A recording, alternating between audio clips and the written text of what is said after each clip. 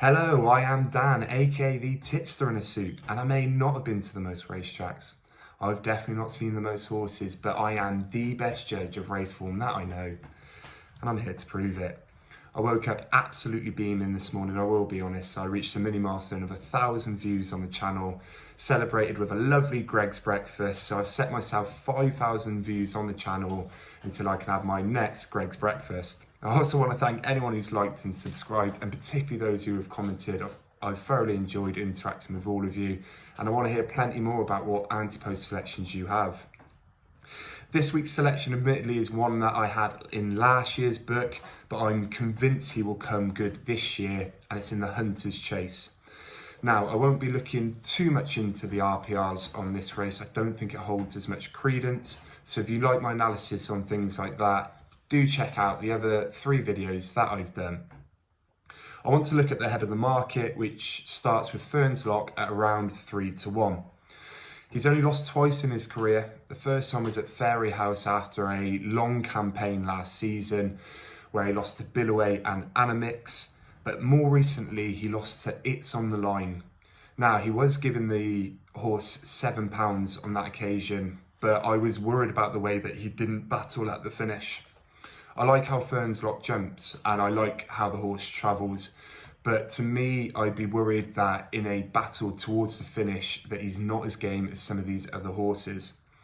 My other concern is that he's a bit of a bridle merchant, and I don't think that he finds a lot when push comes to shove.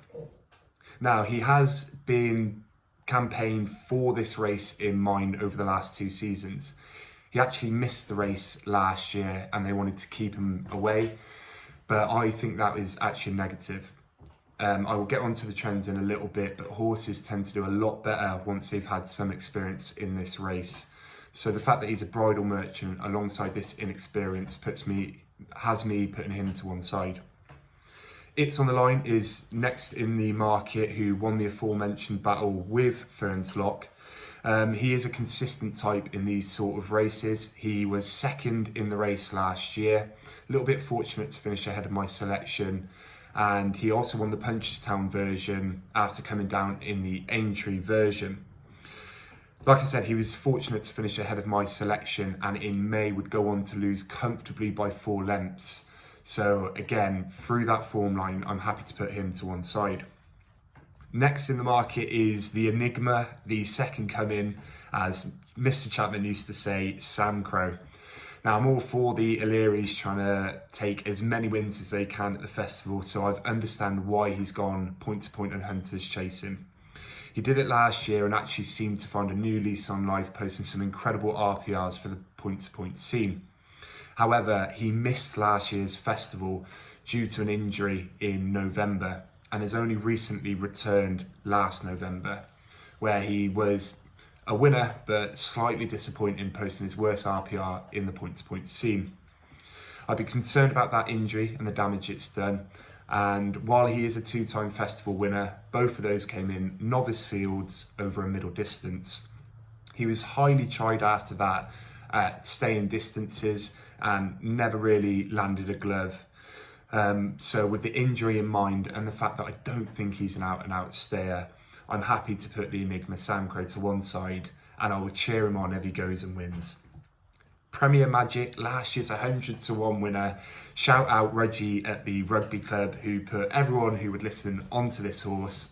I didn't really listen, so I only put £1 on, and I wish I'd put more on because it may have saved my festival. But thank you, Reggie, for allowing me to buy myself some beers on that Friday. Now, he is unbeaten since pulling up in the 2022 version of the race, and it appears he thrives in conditions of soft to heavy. However, he did win in the May Hunter's Chase at Cheltenham, and that was on good ground. However, I feel he is now turning 11 and slightly getting on. He beat my selection by 4 lengths last year, and I think my selection will now have the legs to reverse that form. I do want to just touch on a few others very quickly. Billaway's a spent force, you can forget him. Famous Clermont is another who I'm not sure about a battle over further distances. He is fairly consistent, did well to win the Aintree version of this, but was behind my selection in the Cheltenham version last year. Regatta de Blanc is a little bit of a dark horse as well from the Biddick Yard. Recently came out and won his first Hunter's Chase. But as I've alluded to, the more experience you have in this race, at least once, really does benefit. And I think he's one potentially with a view to next year. This lead, T-Clipper, is the last one I want to mention, who was beaten on Monday. He was a fairly useful handicap and you'd think he'd do right in this sphere. However, that doesn't tend to be the case. Chris's Dream, for example, was a highly rated chaser who went into the Hunter's Chase last year and ended up finishing behind my selection. And T-Clipper is no Chris's Dream. And after that defeat to Django, I'd be happy to put him to one side as well. This leads me on to my selection, Rocky's Howyer at 12-1, who ran a fantastic race last year. He led them from the front, jumping absolutely beautifully. He only made one mistake, 9 out, and got into a lovely rhythm. Now, I wouldn't say I'm an absolute expert at how horses run. I like how he jumps, and I feel I'm a good judge of that. However, his head carriage is clearly very high, which is a good thing for Cheltenham. He had lots of others bobbing in behind like this while he was holding a nice high head carriage, which should stand him in good stead.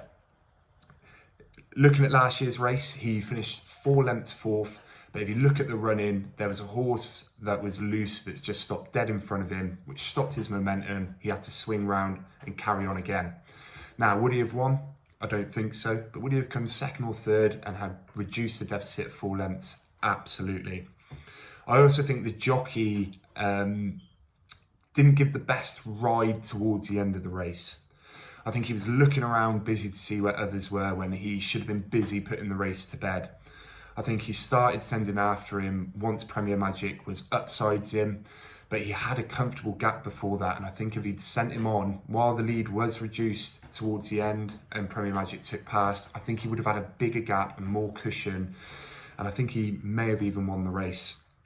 I think the same jockey will be on for Declan Quinley, the trainer, and hopefully he learns from that next time round. As mentioned, he comfortably beat It's on the Line in May last year by 4 lengths, and I believe that could have been a little bit more.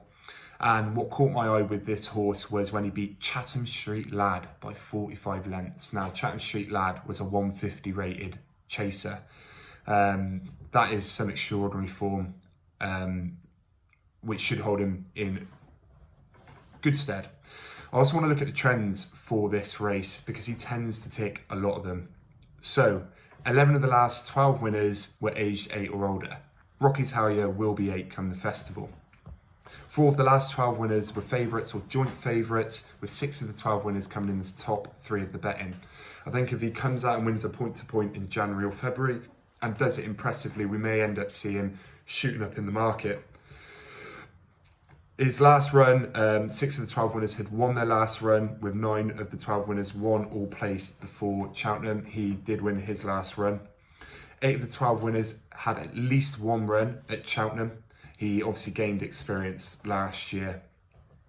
The only trend that's against him is his rating, with 10 of the 12 winners rated 134 or higher. Now, shockingly, this horse has a rating of 116, but it's because he doesn't tend to go into handicaps, or if at all. That is a mockery of a mark, and it's not one I would be concerned about. So, with that extra experience, brilliant jumping, hopefully the jockey learning from last time, I believe Rocky's Howyer has a fantastic shout in this race. I've already put £12 of free bets on, and I've put another £25 on the nose. I feel that each way this time the field will be slightly bigger, and I do feel with only 3 places at 12-1, it's not quite worth it. So all of those bets are on the nose. Come the day, I may end up putting a little bit of saver place money onto him, but for now it's £25 on the nose with £12 of free bets. Do let me know what you think of that selection. It is in a little bit of a left field race, but I wanted to get it in as the point-to-point scene hots up through January into February before the race in March. Let me know down below what you think, and I will definitely get back to you, and I'll see you on the next one.